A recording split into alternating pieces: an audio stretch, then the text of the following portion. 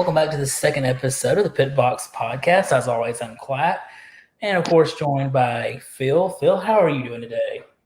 I'm good, man. Crazy week of racing. Oh yeah, definitely was a crazy week. Started in the SRX on Friday or Saturday night. Tony Stewart ended up getting the win. No surprise in getting the win in his own series. But it was what led up to that really made the race interesting, in my opinion. Yeah, that might have been one of the most exciting overall races I've seen in a long time. What was funny is because we had just talked about the night before, Yeah. like there's never any fighting in the SRX, and then suddenly there was multiple fights. So yeah, take us through that and what your thoughts on that was. Yeah, Uncle Tony came out. That's what happened. He did. He did. He got into it, man. I mean, I think it was Ernie Francis got into him the first time, and I think Tony Stewart said they're about to get a dose of what they don't want, and he's done playing nice with anybody. And then that led to him pretty much running the table the whole entire rest of the race. He did. And Michael Waltrip got into it about beat somebody's head off there. But it was exciting because dadgum Paul Tracy kept getting put in the wall every time you turn around. I felt bad for him. But if I was him, I'd either change the paint scheme or change the number or something. Try to shake it up a little bit. But yeah, it was very interesting. I'm glad Tony won. I mean, I do like Tony Stewart. I do like he's got a little bit of an edge to him. But the big thing for me, and he made a good point after the race was over. He was saying that he's got to talk to him because they don't have the funds to keep wrecking cars. I mean, because it's not like NASCAR where you got a new car every week. They're on a low budget. I mean, they got like 2 or 3 cars for the whole entire year, and they've got to go fix them up and take them to the next race. So he's got a lot of money right now. He's got to spend on fixing up race cars. But if anybody can do it, it's gonna be Tony Stewart. But it was exciting to watch. I know me and you were talking about it during the race, and we were getting kind of fired up about it. It was fun to watch. It was. I do think it's kind of an overreaction on Tony's part. I do. I mean, I do agree. Yeah, I agree. I mean, yeah. My biggest issue, I don't know if it was either you or my mom one told me, because my mom's a huge Tony Stewart fan. So I remember it was you or my mom one said this. Somebody said this during the race, is that, we had, you look at guys like Ty Gibbs, Noah Gragson, who have the name they have because of their temperament and stuff. I'm like, I don't get why, Tony Stewart is able to get away with that, yet, you guys like Ty Gibbs, everybody's like, well, that's why he's not getting a big time ride. I think that, I think there's kind of got a little bit of give there. If you're going to let one do it, let the other do it. But it was an overreaction by Tony Stewart. But I mean, I definitely see why he's upset. I mean, had every right to be upset in the situation, and this is his cars. I mean, he's paid. This is out of his pocket. So yeah, and I think he's trying to get the point across that, hey, we can't be wrecking race cars like this. Right. And I do understand his point, but I do think it's an overreaction because, I mean, every race you see one guy come in front of another guy and just slide across his front end. I mean, it happens in every race, every series I've ever seen racing. And he kind of blew up about it. I mean, he grabbed Ernie Francis by the jacket and about tore it off. But you also got to remember, it's like 200 degrees in those cars, and oh yeah, it's hot. It's hot. We saw this the first weekend. The first weekend, as soon as he got out of the car, he was heated about something. And tell me about it, because I drove a stock car around Talladega one time in the middle of May, and that sucker was hot. So I know hot. I agree with you there. But on your point though about Tony getting away with it, I do think he does some, but he's also won a lot of races. He's proven himself. Mm-hmm. Which you got to give a guy a chance. I do think Ty Gibbs is going to get a chance at some point for a big ride. But Tony does get away with a little bit because he's Tony Stewart. He's been there. He's done that. But he did. I think he overreacted. Michael Waltrip, on the other hand, I think he did good to keep his head, because what happened to him, he just got straight dumped. Yeah, he did. Paul Tracy, I'm surprised he didn't murder somebody, because that poor guy was getting just pinballed. It was just one of those races. It was just everybody was all over the place. Cars were not handling well. Especially for a new track. Yeah. I mean, that's part of racing. You love to see. I mean, you don't want to see the cars get torn up just because it's how much money goes into making those cars. But at the same time, that made it so much more fun. It was. For the fans there, for sure, man, they were fired up.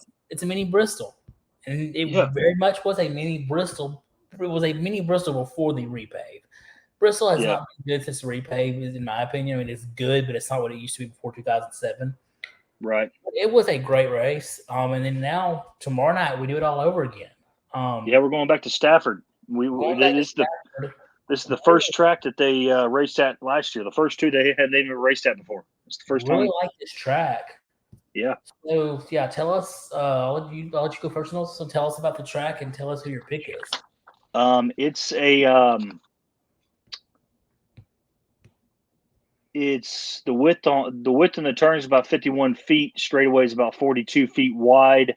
The back and the front stretch length is about 500 feet. So I mean, it's about like a football field and a half for the lengths of the straightaways. Pit road width is about 32 foot wide. So, you take that's about 10 yards wide. I mean, that's a very, very tight pit road.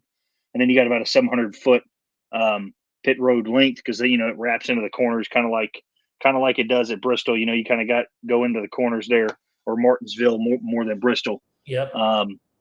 But a little bit of banking in the corners. In turns 1 and 2, it's 9 degrees. 3 and 4, it's 7.5. Mm-hmm. So it's kind of like Darlington, I guess, in that way, where you got more banking in one than you do in the other.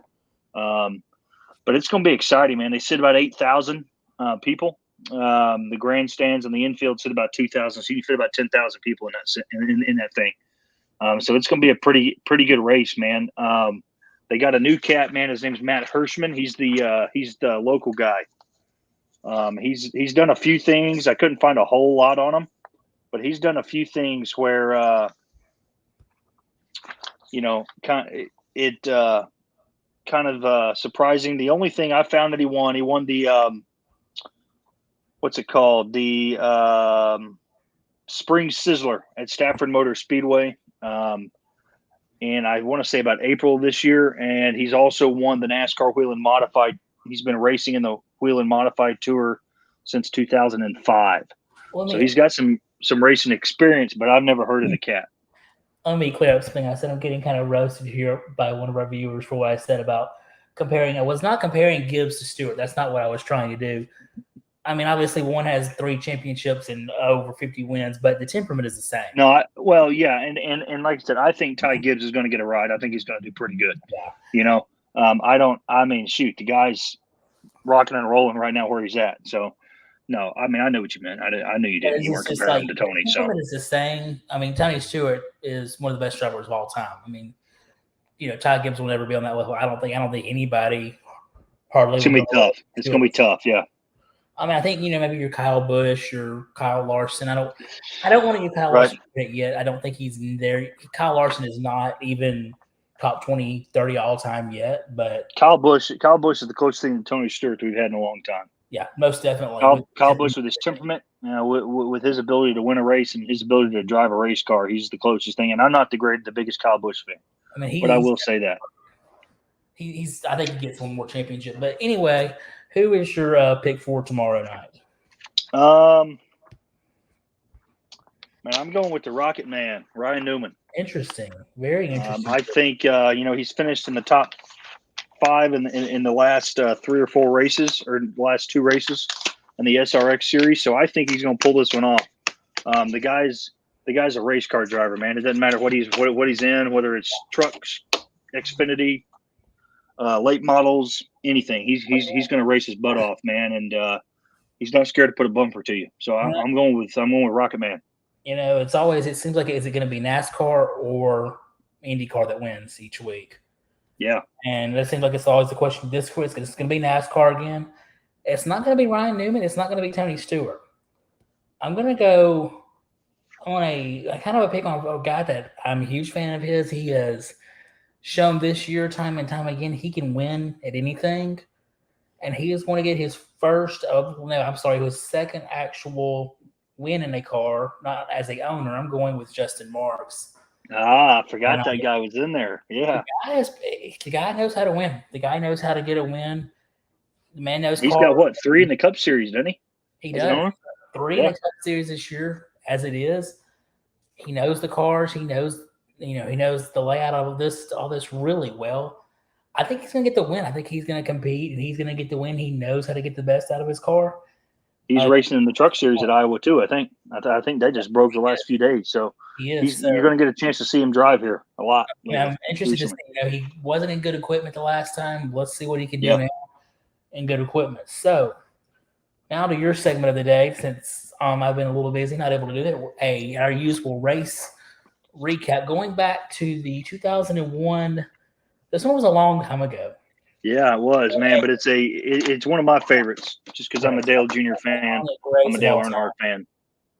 And it might be the coolest moment in NASCAR history, in my opinion. 2001 Pepsi 400 at Daytona. With about 6 to go, Dale Jr.'s in about 6th or 7th spot. Takes the lead with about 4 to go and wins it. Just 6 months after his dad passed away at Daytona International Speedway.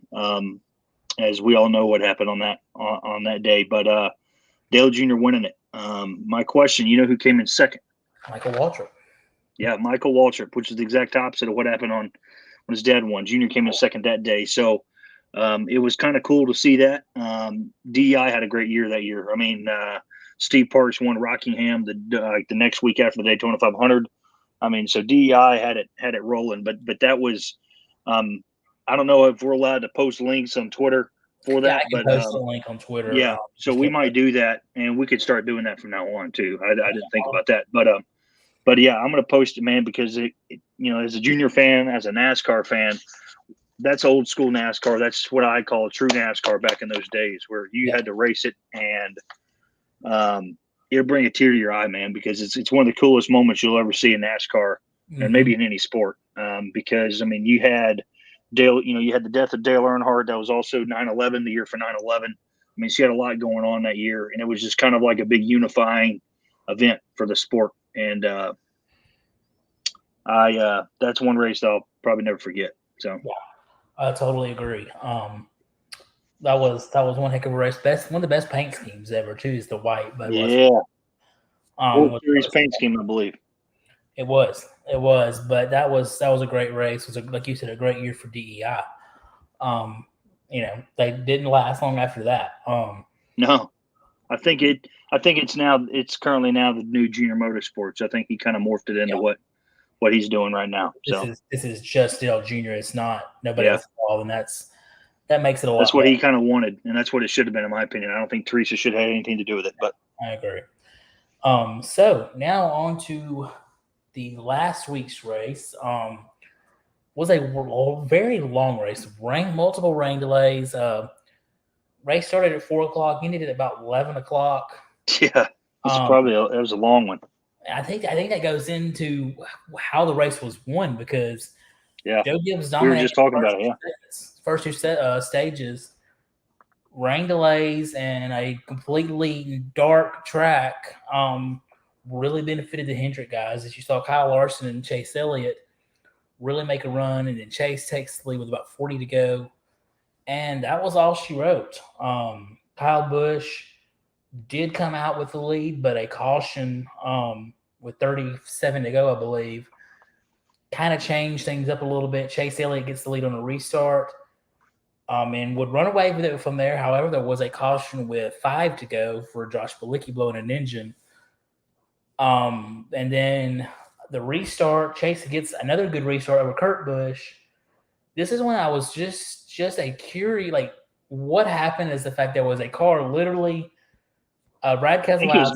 Yes, Brad. Yeah, it was Brad. And I'm not a big Brad fan at all, but never surprised to see him wreck anymore. No. Brad Keselowski and I think somebody else wrecked. No caution with 2 to go. Interesting, because usually you see cautions there. Don't know why there wasn't. I don't think it makes a difference, because Chase Elliott was very fast and good on restarts to get the win. So yeah, Chase Elliott gets the win at Nashville, his second win of the season. So yeah, your thoughts on Nashville and how that all went down? I obviously like the outcome. I'm a Chase Elliott guy, so I like how it won, how it happened. But the one thing I do like that NASCAR did make changes, and there's very few things I do like about NASCAR's changes they've made. But the one new thing is the pick your line and the restart. Yes, I do like that. Because Joe Gibbs had stacked it all the way on the inside. I mean, they were a freight train on that inside on the last restart. I thought they were going to pull it But Ryan Blaney got behind Elliott and gave him a push, and that helped him get past Kurt, I believe. It was Kurt and the Joe Gibbs Toyotas all on the inside, and I thought they were going to run away with it because they were strong all day. Hamlin was strong all day. So I felt like that, with them behind Kurt, I felt like they were going to get a push, but Chase got out there and dropped to the bottom. And after that, I'm just like, come on, man, But yeah, I'm never upset to see Brad Keselowski wreck. So I agree. Joey Logano got a very bad start, and he slowed the whole back of the field up. I don't know what the heck. Yeah.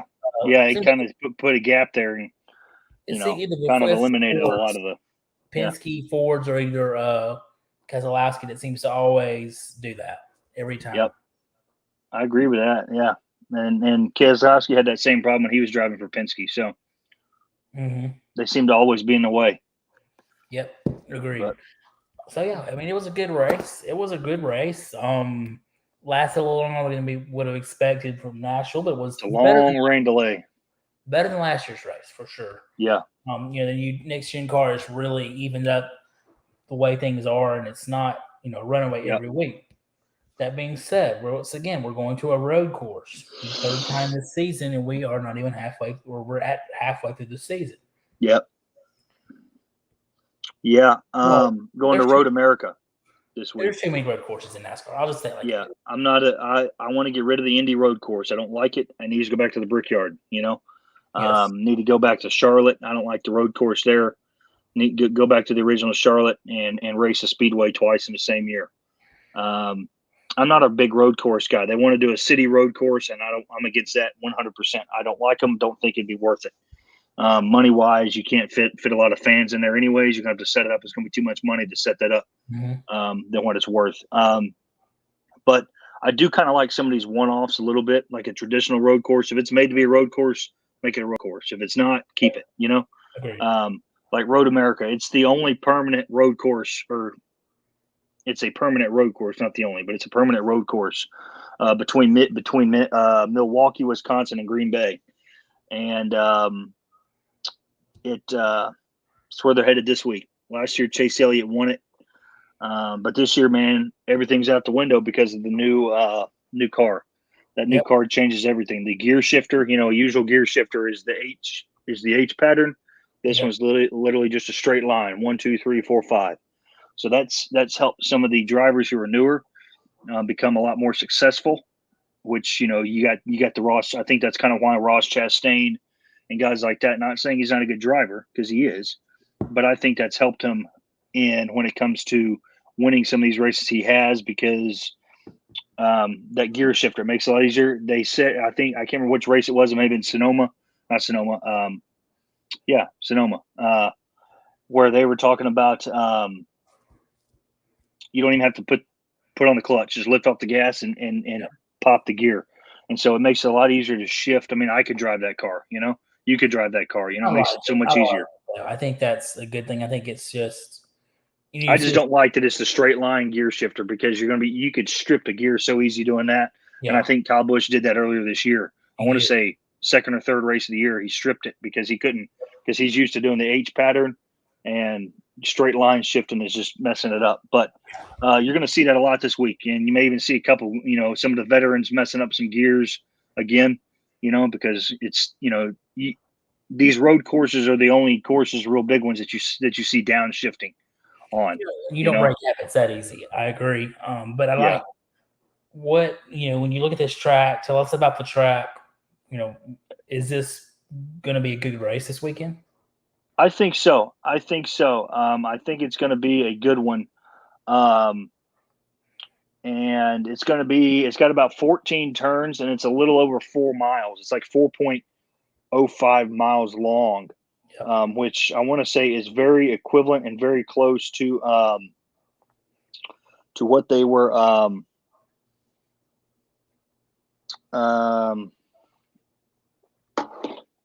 doing at Watkins Glen. Watkins Glen's about 4 point something as well. So it's probably close in length to that. But it's going to be an exciting race, I think, because I think you're going to have a lot of people to keep your eye on in this race. Yep. I got a lot of there's a lot of veterans who really are itching for a win and who are very good at road courses.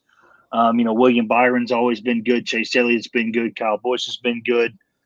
Denny. I mean, you got all the veterans. A lot of the veterans are very good, and a lot of veterans need a win right now. You know, so I think that some of this is going to be one of those kind of puts a fender to you, and I'm going to move you out of the way if I got to win a race, because they need it for the points, they need it for the playoffs, and you're coming down to the wire, not necessarily the wire, but you're getting pretty close here to August, mid-August, where it starts kind of counting.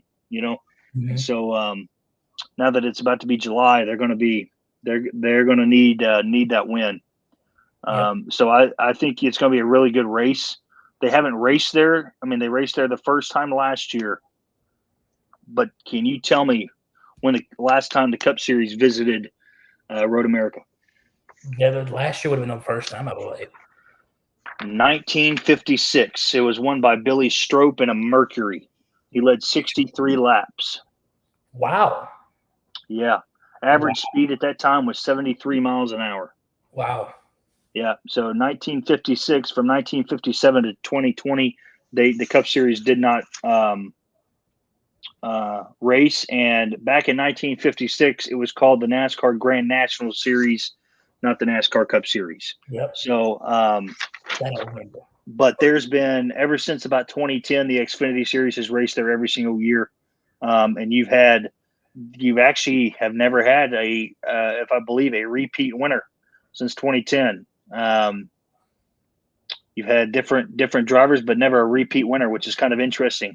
If I'm being honest, that's kind of an interesting fact that in 11, 12 years, you've never had a repeat winner in the Xfinity Series. So maybe that will. And sorry, the winner of the 1956 was Tim Flott, driving for Billy Strope. That's been so long. I don't think anybody remembers that one. No, but hey, I want to correct the record, because I don't want to get. I don't want to one of those comments or a fan saying that's wrong. I want to go ahead. If you remember a race that long, you know who you are. Yeah. If you are thinking about a race that long ago, then more power to you. Right. So do we see a repeat winner, or do we have a new winner? I don't know, man. I mean, I was just reeling off that stat, and if they always say history repeats itself. Well, if that's the case, you may not see a repeat winner. Chase Elliott won it last year, man, but you might have a couple different people in this one. As much as I'd like to see Chase Elliott do it, man, I think Kyle Busch may pull this one out. And I'm not a Kyle Busch fan, but Kyle Busch was the last 2 or 3 weeks, man. He's been on fire for a win. He's won one. He's had a pretty good car. He's worked his way from the back to the front once, if not twice, if I'm not mistaken. And so I have a feeling that Kyle Busch may pull this one out. As much as I would like to see Chase Elliott do it, my pick last week didn't win the race, so the guy that I want to win, I may not necessarily be picking. No, I'm kidding. But I'm going to go with Kyle Busch on this one. Well, I'm going to go with this one's a tough one, but I'm going to go with a guy who is not a Cup regular. Okay. And is a road course ringer. Ooh. Going to go with AJ Allmendinger. I thought he was a regular. I thought he was driving for that. He's not a regular. He's a Xfinity regular. Yeah. No, that's a good pick. That's a solid pick. So I think he won one a couple years ago, I believe. He did. He won a couple years ago at the Indy Road Course. That's kind of where that pick is kind of coming from. I think he gets the win on Sunday. My other pick, I'm looking here in the drafts, I was going to go, would have been my other pick, because I think he needs a win and is a good guy at road course. But in the end, I'm going with Allmendinger. I don't necessarily agree with I don't like having non-cup regulars compete for these races. I don't know why. It just doesn't seem right. But right. That being said, I think AJ gets the win. If it's going to be a cup regular, I think it would be either Elliott or Bell. Right. Christopher Bell's a product of Norman, Oklahoma, and that's about 10 minutes from where I was born. So interesting. Yeah, between I was hoping he ended up with Hendrick or in a Chevrolet, because I'm not a big Toyota guy, but He's a good race car driver. Christopher, both of those guys you picked are good race car drivers, and I wouldn't be shocked if either one of them won it. Well, all right. Where anything else before we close out on this second episode? Yeah, man. Well, there's a lot that happened this week in the NASCAR world, man. You got another 4-race suspension for Chris Buescher's crew chief because of a loose lug nut. It's actually his crew chief, his right tire changer, and his jack man all suspended for 4 races. So it's getting a little bit ridiculous there. I think Landon Castle in the Xfinity Series or in the Truck Series, same thing happened to him, and his crew chief got fined $5,000. So that tells you right there that there's different everybody's playing by different rules, in my opinion, with NASCAR when it comes to NASCAR. And then you got the whole Bubba Wallace debacle. Yeah, I'm not a big Bubba Wallace fan, man. Him and Booty Barker not getting along. And I know you mentioned Jimmy Johnson did that with Chad Knaus a lot. Mm-hmm. How long has Booty Barker been with? This is his first year. So here's my deal, Jimmy. I mean, I think you got a little bit of a say when it comes to that. You're a 7-time champion. You've won races. You and Chad Knaus, you got a little bit more of a.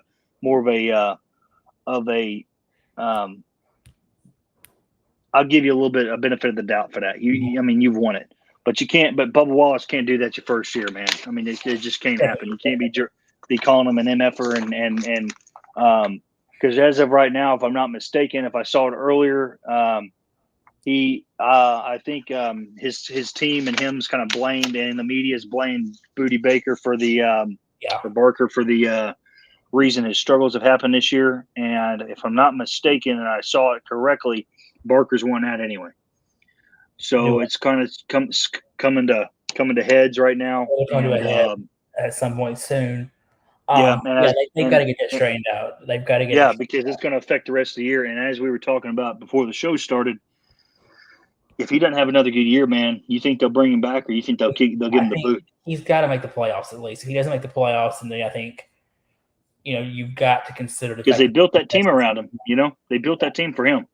If he makes the playoffs, then he gets another season. But you miss the playoffs. I mean, you do have to consider what all the drama they've had with pit road and stuff.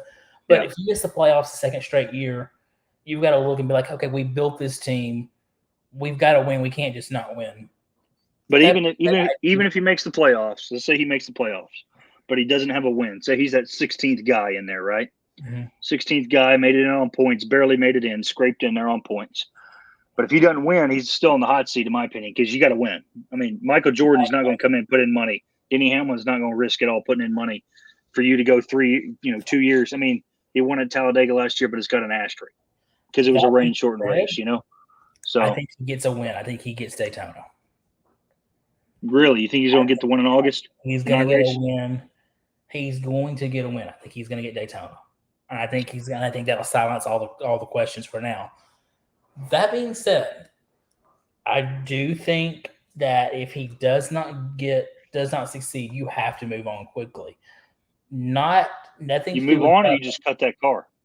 I think you move on. I think you keep the 2-car system, but you've invested so much money. The charter itself was $12 million. You've invested so much into this. You have to get something out of it. If you're not winning, you're not getting anywhere. So who do you go get? I'm going Ty Gibbs. Ooh. Here's what I'm going. For some reason, Joe is hesitant to bring Ty over. I don't know why. I don't get that. You bring Ty put Ty to 23. It's basically the same thing. Put Ty to 23. Yeah, because it's Gibbs engines. I mean, it's a Gibbs funnel. Yeah. Yeah. I think Joe Gibbs is hesitant because he don't want to be viewed as nepotism. I mean, that may be some of it. I don't know if that's the reason, but that may be some of it. Joe Gibbs being the kind of guy he is, I could see him saying he wants to hold off until he's, because you don't want to bring in family. But hey, Richard Childress did it. So if you win the Xfinity Championship this year, I think you have no choice. Yeah, but do you bump Kyle Busch out of the 18 to do it? Who knows? I think that's another question. And if they can't find anybody, say, and for everybody, this is a hypothetical situation. It's not happened, but say they bump Bubba Wallace out of the 23 car. Does Junior Motorsports buy the charter? No. I don't think so either. I think Junior, because Junior's been talking about wanting to do it, I don't think he'll do it till 23, I think 24. Junior goes and buys someone the charter of like your Spire or something like that. That's just Yeah, some small one. Yep, I agree with that. So before we move on, yeah. since we will not, I know you're not going to be here next week, so obviously, since we probably won't have a show next week, since we're not going to be here, let me get your pick for Atlanta. I'm going to put you on the spot here. I've got mine ready to go. Let me get your pick for Atlanta. We're racing the SRX next weekend. Do you know? I don't know what idea. SRX is. Okay. I will tweet our SRX picks, but let me get your. Shoot, man, going to Atlanta. Oh, ooh. I'm going Kyle Larson for Atlanta. Bold. I'm going to go with the same team, but I think we get a repeat winner. Hey, that ain't a bad choice. Takes the second. I think he sweeps Atlanta in 2022. Do you like the repave? I love the repave. Makes it so much more fun. Yeah, it does. They added a lot more bank into the corners, man, and it's got them hauling around that track. Yeah, agree. They're carrying the mail for sure. Let me ask you this. One more question on the spot. Does Kevin Harvick win this year?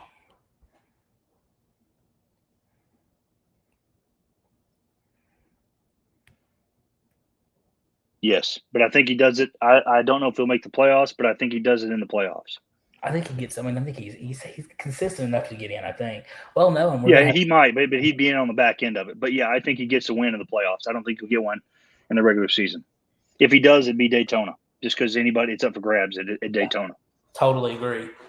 I think he. I say no. I just don't think Stuart Haas has it this year.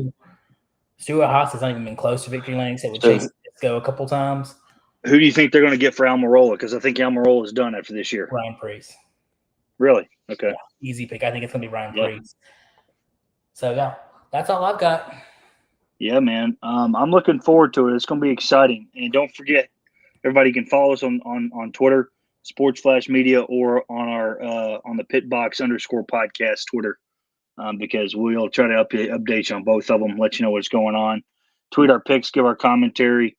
And we try to, live tweet during the middle of the races if we can. So got a lot of good racing this weekend. Yeah, we do.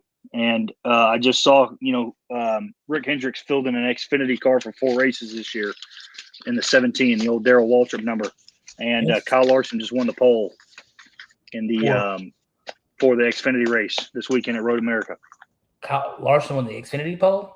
Yep, he won the pole for the Xfinity race. Who's on pole for Cut? I'm not sure, but I know who's on pole for the SRX series, and it's Haley Deegan.